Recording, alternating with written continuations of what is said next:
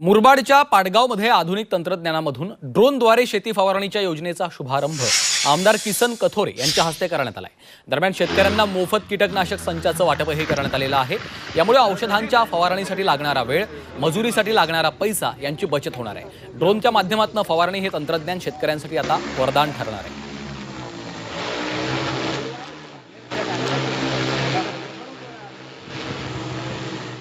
मुरबाड तालुक्यात प्रथमच ड्रोनचे प्रात्यक्षिक कृषी विभाग तसेच तालुका कृषी अधिकारी यांच्या मार्फत आज इथे घेण्यात आलेले आहे। तर ड्रोनचे फायदे जे आहेत ते केवळ 6 ते 6 मिनिटांमध्ये आता शेतकरी फवारणी करू शकतो। पाण्याची बचत जी आहे ती 90 ते 95% प्रमाणे होणार आणि जवळपास 30% औषधीची बचत ड्रोन मार्फत केली जाते। ठाणे जिल्ह्यामध्ये मुरबाड मतदारसंघात पहिल्यांदा ड्रोनद्वारे शेतकऱ्यांच्या भाजीपाला असेल, शेती असेल त्याच्यावर कमी खर्चामध्ये चांगल्या प्रकारची फवारणी करून त्याच्यावर पडणारी कीड, काही जे चांगल्या काही रोगाला प्रादुर्भाव होतो त्या रोगांच्या पासून मुक्ती मिळावी यासाठी हा ड्रोनचा उपयोग फार चांगल्या पद्धतीने होतो।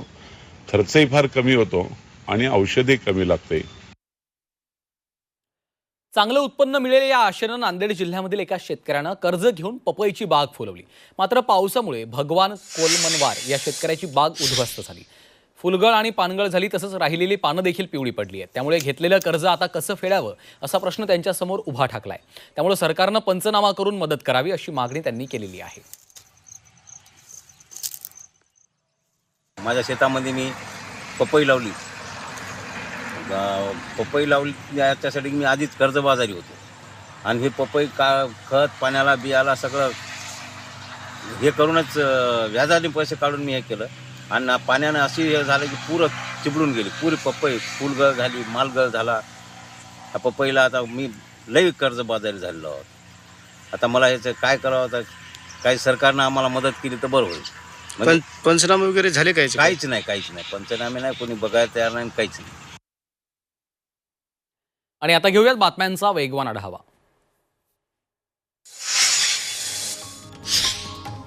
वाशिम जिल्ह्यात मुसळधार पावसाचा फटका शेती पिकांना बसलाय। मालेगावात खरीपाच्या काढणीला आलेल्या सोयाबीन आणि कपाशी, तूर, भाजीपाल्याचं मोठं नुकसान झालं। त्यामुळे शेतकरी हतबल झाले आहेत। नुकसानीचे पंचनामे करून मदत देण्याची मागणी शेतकऱ्यांनी शासनाकडे केली आहे। नाशिकच्या निफाडमध्ये कांदा घेऊन जाणारा ट्रॅक्टर पलटी झाला। नाशिक संभाजीनगर मार्गावर मोठे खड्डे पडल्यामुळे हा ट्रॅक्टर पलटी झालाय। त्यामध्ये शेतकरी तुकाराम जाधव यांचं मोठं आर्थिक नुकसान झालं। त्यामुळे शेतकऱ्यांना नुकसान भरपाई देण्याची मागणी करण्यात आली आहे। पवन मावळमध्ये चांगला पाऊस होतोय, त्यामुळे दारूबरे इथं भात पीक जोमात आलेलं आहे। शेतकरी वर्गात आनंदाचं वातावरण आहे। या पार्श्वभूमीवर शेतकऱ्यांचं भात पिकामधलं रातड गवत काढून टाकायचं काम सुरू आहे।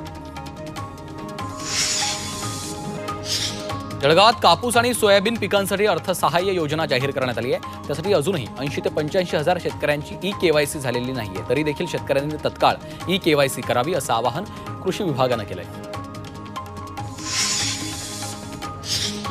जळगावच्या बोदवड तालुक्यात खरीप पिकांचं मोठं नुकसान झालं। शेतामध्ये पाणी साचल्यानं मका पिकाचं नुकसान झालेलं आहे, तर साठवून ठेवलेला कापूसही खराब झाला। दरम्यान तत्काळ पंचनामे करून नुकसान भरपाईची मागणी शेतकऱ्यांनी केली आहे। यवतमाळमध्ये सीतादही पूजन करून कापूस वेचणीला सुरुवात झाली आहे। सीतादही पूजनासाठी नवीन कापसाचा पाळणा करून त्यात गोपा निजवला जातो। त्यानंतर नारळ फोडून दही भाताचे बोने शेतात टाकून पूजा पूर्ण होते। चांगलं उत्पन्न मिळावं यासाठी शेतकरी सीतादही पूजन केल्यानंतरच वेचणीला सुरुवात करतात। धुळे शहराला पाणी पुरवठा करणारा नकाने तलाव ओसंडून वाहतोय। त्यामुळे धुळे शहराची पाण्याची चिंता मिटली आहे। वर्षभर पुरेल एवढं पाणीसाठा सध्या नकाने तलावात उपलब्ध आहे।